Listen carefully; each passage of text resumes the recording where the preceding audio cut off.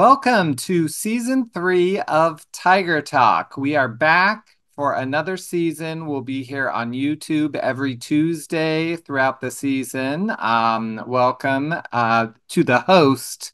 I don't know why the co-host is talking first, but to the host, Becca Moore. Hi, how are you? I'm doing well. It's good to see you. How are you, Nate? Good. Thanks for having me on here, Scott. Of course. For 53 or 54 years, every Massillon coach has said you learn more from when you lose than when you win, and that's because we always were losing that last game. So, in Tiger Talk tradition, I can ask one question from last season. My question is, what do you learn from winning? What do you learn from winning? Because we actually won. We finally won the state championship, and I'm curious, Yeah. learned anything? I think the lesson. I think there's two lessons in winning. Is um, the first lesson is when you work really hard and do things right, there's rewards. There's a possibility of positive outcomes. Not always, right? Those are probably more important lessons, but um, there is the possibility of great outcomes if you do things right and work really hard.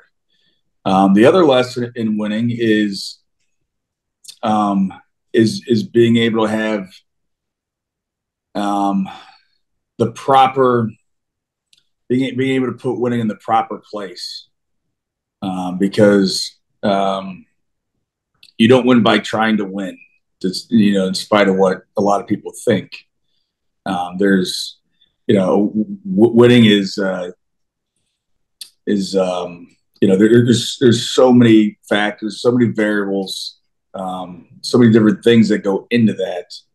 Um, you don't win by winning, right? But sometimes when you win, you have a tendency to think that hey, we've got this thing figured out. Um, we must know how to win, and those other people don't. We figured out, and as soon as you do that, I think you're setting yourself up for failure. So, being able to handle winning and keeping winning in the proper perspective and place, I think, is a great lesson to learn. Do you want to Uh, know what I learned, Scott? yes, I learned that I get to say I told you so for the rest of my life. yes, I understand that that is what you learned. And you've actually told me that a time or two since then. But like a good tiger, we're turning the page on last year. Oh, was that a book term? And we're moving on to 2024. Um, Before we get into the Oregon game, I wanted to talk about the game streaming this year. Because obviously, as someone who lives in Florida, that's important to me. I know that this first game is going to be on YouTube. It's free. I'm going to be in Oregon, so I don't really care. But for the whole season, like, did we make a change for how the games are streaming? Yes, our games are now going to be available on an application website called FanView, fanview.tv. It's fanvu.tv. There's also an app that you can download either on a tablet device or even a smart TV, where you can access our games.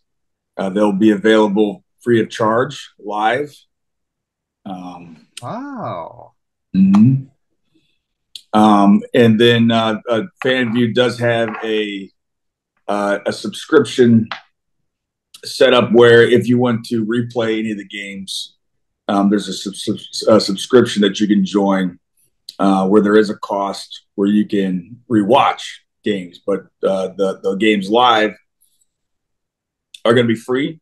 So we are moving towards a model built not on the tickets, the online ticket sale through Boxcast the way it was before, but built on advertising. So along with that, if there's anybody out there who has a company or knows somebody with a company that would be interested in advertising with us on our Tiger football games, please reach out. I'd love to hear from you. I like that. And will that be away games as well? What, if we play at Glen Oak, will it be there? It depends on the host. So we're trying to work with the hosts of our away games to try to make that happen, but that's going to be up to the individual host school. Okay. Well, that's very exciting. I know that doesn't bother you, Becca, because you're right down on the field, not once inviting me down there, not once. It's fine. We are starting off going to Oregon. What can you tell us about that trip? Well, we leave Tuesday morning, very early Tuesday morning. We have to make a 6:15 flight in Cleveland. 2:30 a.m. Scott. Yeah, 2:30. so we'll be pulling out of Washington High School at about 2:45 a.m. Right, to get to Cleveland in time to get 90 people through their checking bags and TSA. So that's it's exciting. Yeah. It's a big undertaking. He's saying it's exciting. It's a big undertaking. Yeah, that really is. I mean, are you the only people on the plane? No, we're flying commercial. We're actually going to be on two different flights. We'll have 40 people on one flight, 50 on the other. Both leaving and arriving at generally the same time, but we will be on two different flights. And then the journey begins that afternoon in Oregon. We'll do our regular 2-day before competition practice on the Nike campus Tuesday, and then have some time for fellowship. Basically, we're going to a place similar to Dave & Buster's for dinner, and for the kids to hang out and have some fun and whatnot. And then Wednesday we have a very busy day. We'll be practicing at a local high school in the morning, and then we have about 4 hours on Nike campus doing like some consumer insight stuff. There's something special they're going to do for the kids that they're calling the customization lounge, which we'll let the guys figure out there what exactly that is. We're also going to take a tour of the Nike campus where they'll get to see the different departments, the marketing and design and engineering, and maybe one of our guys will say, you know what, maybe I can come out here and work for Nike. And so that's a really exciting part of the trip. And that night we're actually going to do dinner and a movie with a team called Red Lake. They're a team out of northern Minnesota, and they're at Indian Reservation High School. And they have a documentary coming out that we're going to see with that team. This team has not won a game since 1999. Whoa! Yeah, wow. They've not won a game since 1999. So the compelling part of the story is, that they have almost nothing, right? The facilities are subpar would be an understatement. The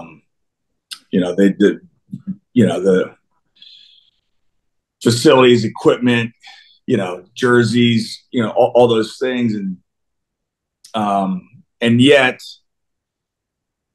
the kids keep coming out in spite of never winning, never getting that final positive outcome.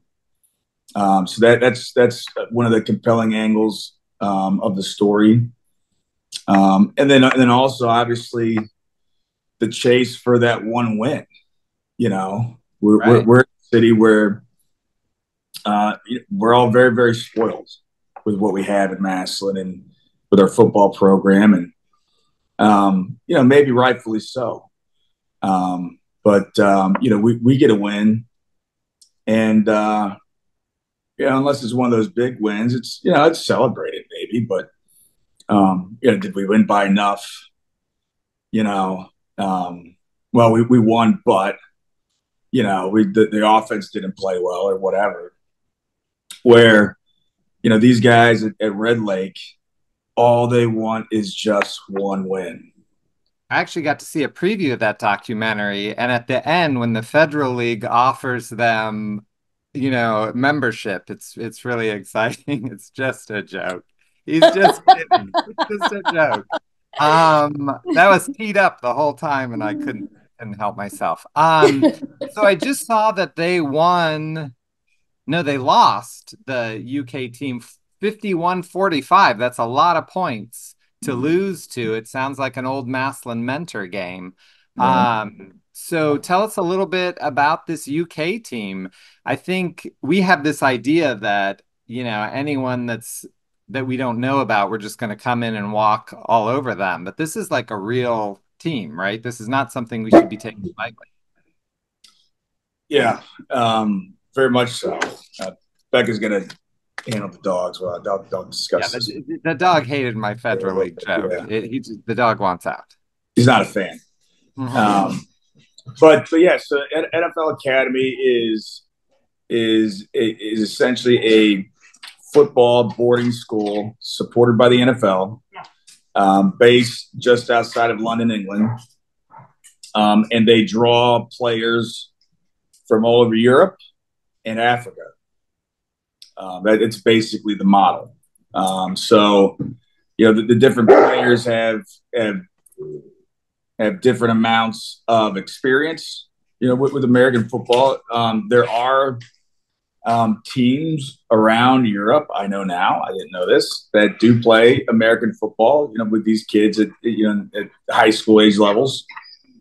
So a lot of these kids started playing at one of these other teams, and then got brought in to the NFL Academy due to their performance with these other teams.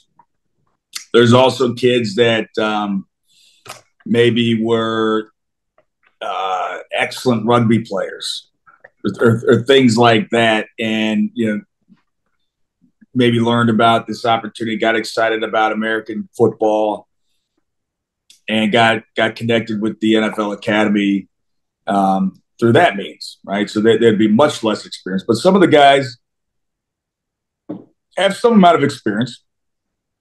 They have a good coaching staff. The head coach is a guy that coached the NFL for,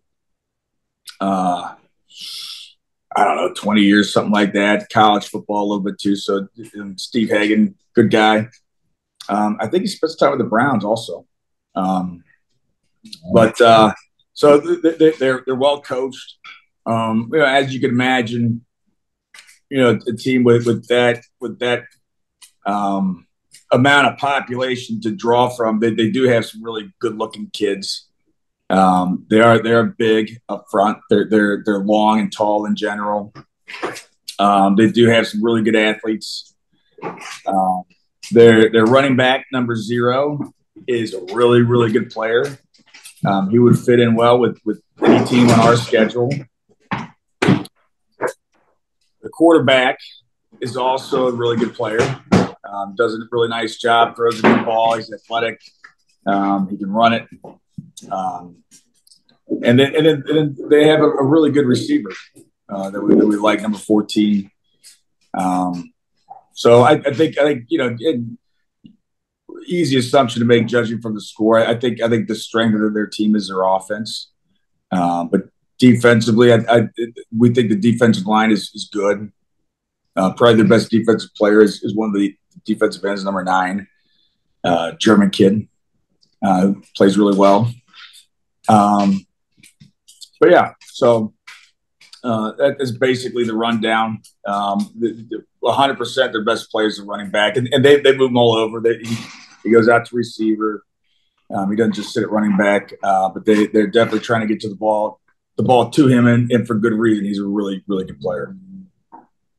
And Becca, did you make this game be scheduled so our book title, Massillon Against the World, is actually accurate now? I mean, that's what I was thinking all last year. I was like, oh, it's Massillon Against the World, and this year really, I know. So people have been like, hey, are you and Scott gonna write another book?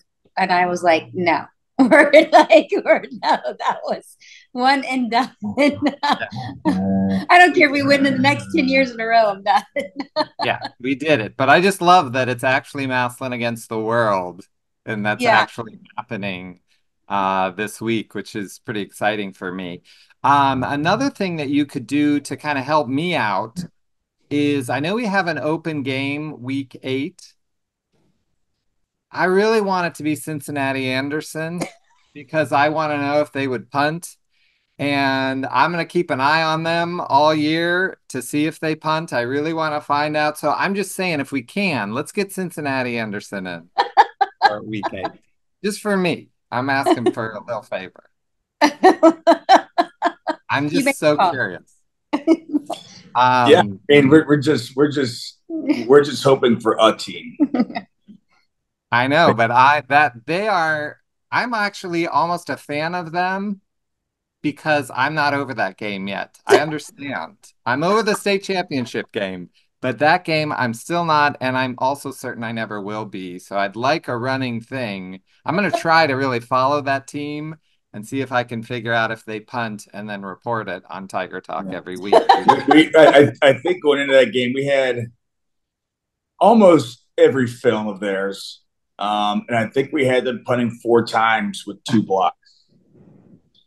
So, when you don't practice something much, you're not going to be very good at it. It's too late to figure that out in state semifinals, I would say. I know, but it's still my favorite thing ever. So, okay, well, we're keeping it short tonight because as the season goes on, we'll have 2 players. We have a new game this year that Yeah. we will announce next week on the next week's show. We're not doing the same. The dice are gone because the dice were loaded from the beginning. They just pick me every week. So that's out, and I'm not listening to rap music for another season. So we have a new game. You got to tune in next week, find out what the players are going to have to do to get their points against the hosts versus players. So go Tigers, and let's head out to Oregon and beat the world. Yeah. And so until next time, TIG. TIGERS.